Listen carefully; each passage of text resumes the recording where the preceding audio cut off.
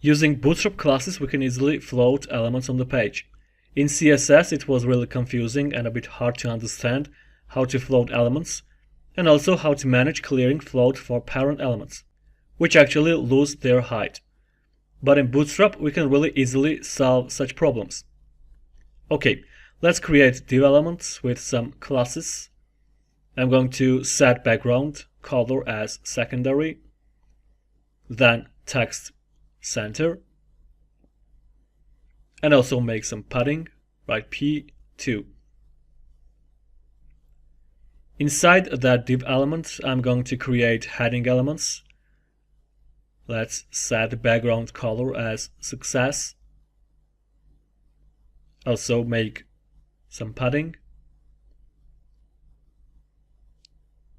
Let's duplicate it. Change the background color as primary. And then for the first paragraph, write hello.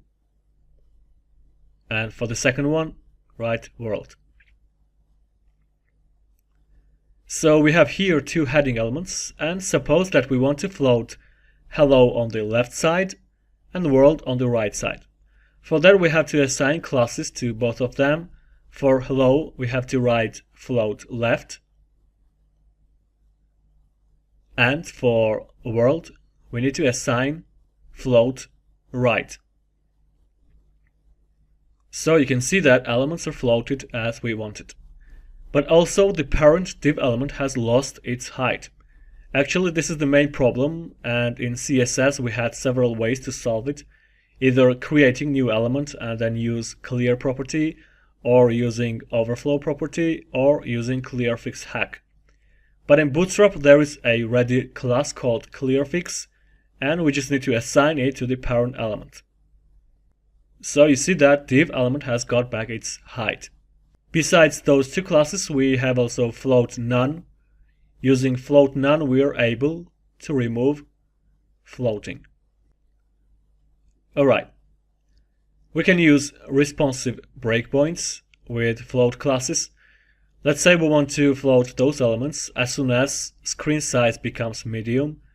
Then we need to place here MD. So if we make screen size medium or larger, then the elements will be floated. Okay, that's the way how floating works in Bootstrap. If you take a look on Bootstrap documentation, in utilities section we have float, and here we can find information about float classes. Alright, let's continue and talk about positions. At first you can find here common values for position classes, and they work in the exact same way as it's in CSS, so I'm not going to waste time on that. I want to focus on fixed and sticky position classes. Let's go back to VS Code and after div element, create paragraph, but with a kind of big text. Then assign to div element class fixed top.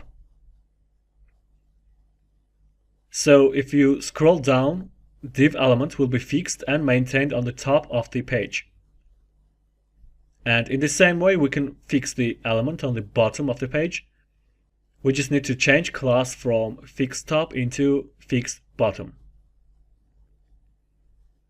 So you see that when we scroll the page, div element is fixed and maintained at the bottom of the page. Alright, let's move on to the next position class, which is sticky.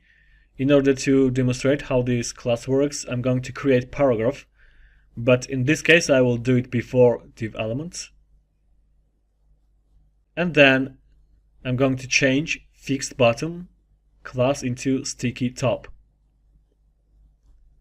So when we scroll down the page and div element reaches to the top edge of the page, then it will jump out from normal flow of elements and it will be sticked on top of the page.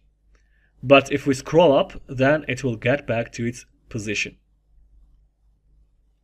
So the classes fixed and sticky are really nice and frequently used, but in case of sticky, you need to note that it's not fully supported in all browsers. For Internet Explorer 10 and 11 versions, it's considered as position relative. Alright, That's it. In this video we have learned about floats and positions in Bootstrap. Let's move on.